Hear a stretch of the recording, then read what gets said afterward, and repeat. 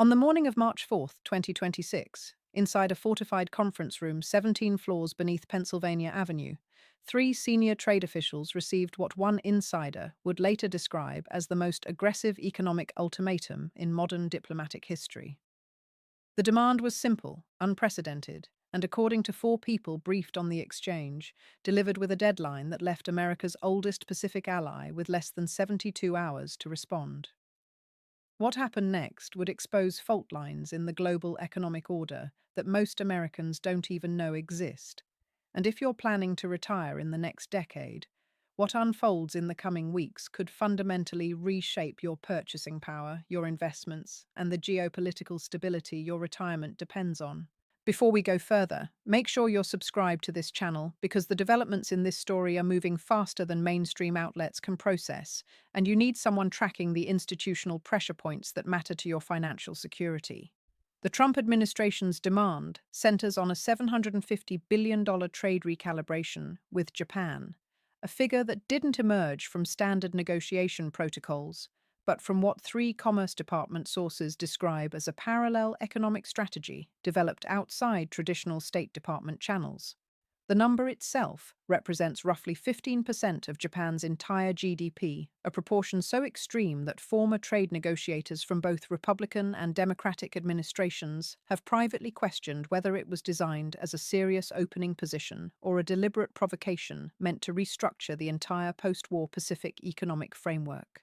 According to internal documents reviewed by sources close to the negotiation, the proposal demands Japan increase purchases of American agricultural products by $340 billion over 5 years, expand technology partnerships worth $280 billion, and commit $130 billion to joint infrastructure projects on American soil, all while accepting new verification mechanisms that would give US officials unprecedented access to Japanese corporate supply chains. Japan's initial response, delivered through diplomatic back channels at 11:47 p.m. Eastern Time on March 4th, contained language that veteran State Department officials characterized as the most direct rejection they'd witnessed from Tokyo since the 1980s trade wars. The 12-page diplomatic note, portions of which were described to multiple news outlets by sources familiar with its contents, didn't simply decline the American terms, but presented a counter-framework that redefines the entire negotiating terrain. Japan proposed a reciprocal transparency mechanism, meaning American corporations would face the same supply chain scrutiny Japanese firms would endure, a condition that sources say immediately triggered alarm among US technology companies with proprietary manufacturing processes they've guarded for decades. If you found this information valuable, hit that like button because the algorithm determines whether critical economic analysis like this reaches the Americans who need it most, and your engagement directly impacts whether this channel can continue providing the institutional accountability coverage that corporate media increasingly avoids. To understand why this moment carries such profound weight, you need to know the architecture of interdependence that's governed US-Japan economic relations since 1960. Japan currently holds approximately $1 trillion in US Treasury securities, making it America's second largest foreign creditor after China. This isn't just an accounting detail, but a structural pillar of how the United States finances its deficit spending, funds social security obligations, and maintains the dollar's global reserve currency status. According to three former Treasury officials, even a modest reduction in Japanese Treasury purchases, something Tokyo could execute through quiet portfolio rebalancing rather than dramatic sell-offs, would force the Federal Reserve into interest rate decisions that could ripple through every fixed-income investment Americans depend on for retirement security. The Japanese government knows this leverage exists, and according to sources briefed on the diplomatic communications, Tokyo's response contained carefully calibrated references to diversifying reserve holdings and exploring alternative partnership frameworks, language that trade experts recognize as the diplomatic equivalent of showing the gun without pulling the trigger. The timeline of escalation reveals a pattern that should concern anyone watching institutional stability. On February 18th, according to multiple sources familiar with White House scheduling, President Trump convened what participants described as a smaller than usual meeting focused exclusively on trade leverage points with Pacific allies. No State Department representatives attended, an absence that former diplomats say violated decades of protocol for discussions involving treaty allies. On February 23rd, the Commerce Department released a 147-page report on trade imbalances that sources say formed the analytical foundation for the Japan ultimatum, though the report's methodology has drawn criticism from economists who note it excludes service sector trade where the United States runs significant surpluses. On March 1st, the U.S. ambassador to Japan was recalled to Washington for consultations, a move that diplomatic historians note typically signals either imminent crisis or fundamental policy realignment. 3 days later, the $750 billion demand was transmitted through channels that bypassed the usual interagency review process, according to 4 current and former officials who described the communication strategy as unprecedented in its speed and unilateral character. Inside the White House, according to sources close to the administration's economic team, the Japanese response has created what one senior official called a scenario planning crisis. The original timeline, these sources say, anticipated Japanese negotiators would request clarification, propose modifications, and enter a standard bargaining process that could extend for months while both sides maintained public cordiality. Instead, Tokyo's direct counter-proposal, delivered with what sources describe as unusually firm language, has compressed the decision timeline in ways that eliminate the usual diplomatic off-ramps. By March 6th, according to 3 people briefed on internal White House discussions, senior advisers were presenting the president with a decision matrix that essentially offered 3 paths: accept Japan's counter-framework and face domestic criticism for backing down, escalate through tariff threats that could trigger immediate Japanese retaliation, or pursue a middle path of extended negotiations that risks looking weak while potentially encouraging other allies to test American resolve on trade demands. Each scenario carries consequences that extend far beyond trade statistics. Multiple defense officials, speaking on condition of anonymity, have expressed concern that economic confrontation with Japan could complicate military coordination at precisely the moment when Chinese naval activity near Taiwan has reached levels not seen since the 1996 crisis. Japan hosts approximately 54,000 American military personnel across dozens of installations that form the backbone of U.S. force projection capability in the Pacific. Any deterioration in the bilateral relationship, these officials warn, could affect everything from intelligence sharing to logistical support for operations the American public rarely sees but depends on for regional stability. Make sure to leave a comment below on whether you think Trump should hold firm on the $750 billion demand or accept Japan's counter-proposal, because understanding how Americans interpret these strategic choices helps this channel calibrate coverage to the questions that matter most to viewers navigating these institutional crosscurrents. The economic modeling reveals stakes that should focus attention across the political spectrum. If Japan were to reduce its Treasury holdings by even 10% over 6 months, according to analysis from sources familiar with Federal Reserve contingency planning, the US government could face borrowing costs increases of 40 to 65 basis points, a range that translates to tens of billions in additional annual interest payments that ultimately come from taxpayer revenue. For retirees holding bond portfolios, the same interest rate environment could produce mark-to-market losses of 8 to 12% depending on duration exposure, losses that wouldn't show up in account statements immediately but would become realized if positions need to be liquidated for living expenses. Meanwhile, Japanese corporations employ approximately 860,000 American workers, concentrated heavily in automotive manufacturing and technology sectors across states that will prove decisive in the 2028 election. Any retaliatory measures Tokyo might implement, such as shifting new investment to Mexico or Vietnam, could hollow out employment bases in regions where economic anxiety already runs high. Behind these headline risks lies a deeper institutional question about how post-war alliances function when subjected to transactional pressure.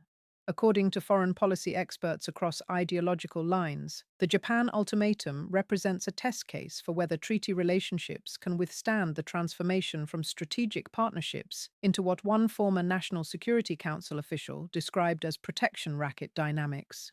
Japan has relied on American security guarantees since 1951, commitments that have allowed Tokyo to maintain defense spending at approximately 1% of GDP, while investing instead in technological development and economic growth. The implicit bargain, according to multiple diplomatic historians, held that Japan would align with American strategic interests, host U.S. military bases, and maintain stable economic relations in exchange for a security umbrella that deterred regional threats. If that bargain now includes $750 billion in economic tribute, as some critics characterize the demand, the precedent could reshape how every American ally calculates the costs and benefits of partnership with Washington. The White House scrambling, described by three sources familiar with internal operations, centers not on the merits of the demand itself, but on the absence of contingency planning for Japanese pushback delivered with such clarity and speed. According to these sources, the administration's trade team expected Tokyo to respond through the traditional pattern of quiet diplomacy, delayed counterproposals, and eventual compromise after both sides had established negotiating positions. Instead, Japan's immediate presentation of a comprehensive alternative framework, complete with reciprocal transparency requirements that would expose American corporate practices to foreign scrutiny, has created what one official called a strategic surprise despite occurring in plain sight. The challenge now, multiple sources say, involves finding a pathway that preserves presidential credibility, maintains alliance functionality, and avoids triggering the kind of economic retaliation that could destabilize markets, already nervous about tariff uncertainty. Financial markets have begun pricing in scenarios that most Americans haven't yet considered. Currency traders, according to analysis from sources familiar with foreign exchange positioning, have started building hedges against potential yen appreciation, a move that reflects expectations of Japanese capital repatriation if the bilateral relationship deteriorates. Defense contractors with significant Japanese partnerships have seen unusual options activity that market analysts interpret as institutions preparing for contract uncertainty. Most significantly, Treasury yields at the long end of the curve have widened slightly against short-term rates, a flattening that bond strategists say could reflect early positioning for reduced foreign demand. These are technical signals invisible to casual observers, but closely monitored by the institutional investors who manage pension funds, endowments, and the retirement accounts that millions of Americans depend on for financial security.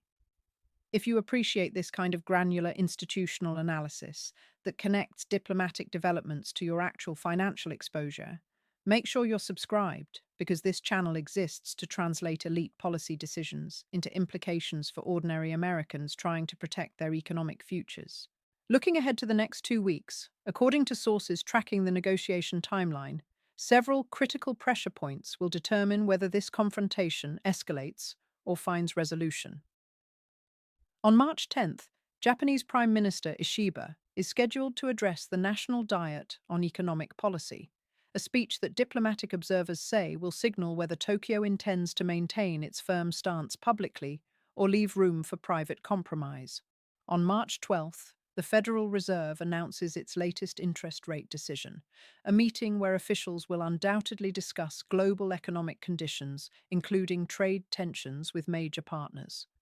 On March 15th, the U.S. Trade Representative faces a statutory deadline for reporting to Congress on bilateral trade negotiations, a requirement that could force public disclosure of positions both sides might prefer to keep private while searching for middle ground. Each of these dates represents a potential inflection point where the trajectory either locks into confrontation or finds the diplomatic flexibility that allows both sides to claim success while backing away from maximum demands.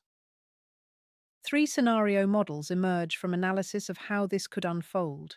In the first scenario, estimated by sources familiar with diplomatic probability assessments at roughly 35% likelihood, both sides agree to extended negotiations with modified positions. Trump scales back the $750 billion figure to something closer to $400 billion over a longer timeframe. Japan agrees to increased purchases without the reciprocal transparency mechanisms, and both governments declare victory while postponing the fundamental questions about alliance economics. In the second scenario, given approximately 45% probability by the same sources, the confrontation continues through the spring with escalating rhetoric but limited concrete action, eventually fading as both sides recognize mutual vulnerability and the absence of enforcement mechanisms for either position. In the third scenario, assessed at roughly 20% likelihood but carrying the highest potential impact, one side or both implements retaliatory measures, including tariffs, investment restrictions, or changes in defense cooperation, triggering the kind of alliance crisis that would require presidential level intervention and potentially reshape Pacific geopolitics for a generation. The broader significance extends beyond any single trade negotiation into questions about how America relates to the world in an era of shifting economic power. Japan's willingness to push back directly, rather than accommodate American demands, according to multiple foreign policy analysts, may reflect a calculation that the costs of subordination now exceed the benefits of partnership as traditionally structured. This same calculus is being watched closely by South Korea, which faces its own trade pressures from Washington, by European allies navigating tariff threats, and by China, which observes every instance of friction between the United States and its treaty partners as potential evidence of alliance weakness to exploit.